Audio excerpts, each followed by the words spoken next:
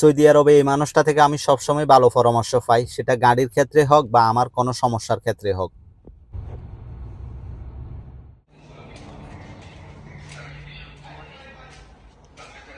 সালাম আলাইকুম। কি অবস্থা ভাই? এই তো আছি আলহামদুলিল্লাহ। হ্যাঁ,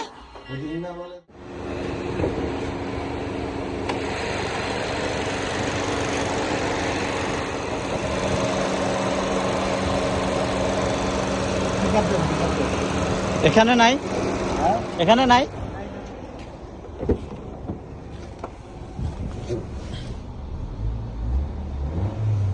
সকালবেলা যখন আমি বিসমিল্লাহ করে গাড়ি স্টার্ট দিয়ে গাড়িতে বসেছিলাম, হঠাৎ করে আমার পিকআপে ফা লেগে যায়। তখন পিকআপ একটু ওভার হয়ে যাওয়াতে পিকআপটা ছেড়ে দেওয়ার সাথে সাথে গাড়ি থেকে এক ধরনের আওয়াজ শুনছি আমি। সারি দিলে তারপর তাই রিফন ভাইয়ের কাছে আসলাম। উনি সবসময় আমার সব গাড়ির কাজ করে এবং আমার ফ্রেন্ড বড় ভাইয়ের মতোই। উনাকে দেখাচ্ছি ব্যাপারটা আসলে কি সমস্যা। এখন নামাজের সময় হয়ে গেছে, দুজন নামাজে যাচ্ছিলাম, বন্ধের আগেই ব্যাপারটা দেখাচ্ছি যে আসলে সমস্যাটা কোথায়। গাড়ির ব্যাপারটা কি, যেটা আমি মনে করি হঠাৎ যদি কোনো একটা সমস্যা চোখে পড়ে সেটার সাথে সাথে সমাধান করার চেষ্টা করা, যাতে বড় কোনো সমস্যা না হয়ে যায়। এটা সমস্যা যে পিকআপ থেকে সারি দিলে তারপর পিকআপে তুললে বা পিকআপে ডিরেক্টলি লাগে না, লাগে। আমি পিকআপ করে দেন তো, আপনার পিকআপ দেন করব, আপনি পিকআপ দেন আমার কাছে সাইরা দিলে হয়। হ্যাঁ,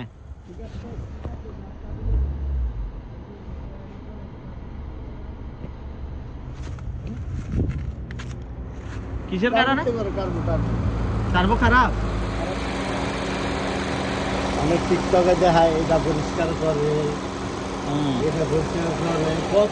আসলে ভালো পরামর্শ পাইলে নিজের কাছেই ভালো লাগে। উনি যেটা বললো এটা তারবোতের সমস্যা। তারবোতের সমস্যা বলতে তারবো নষ্ট বা এরকম কিছু না, তারবোতে এমনি সারি দিলে এরকম একটা আওয়াজ করে, বলতে এটা কোনো সমস্যা নাই। আলহামদুলিল্লাহ উনার কথা শুনে শান্তি পাইলাম। নামাজ পড়ে দুইজন আসলাম খাওয়া দাওয়া করতে। আমি আসাতে আরো উনার লস হয়েছে।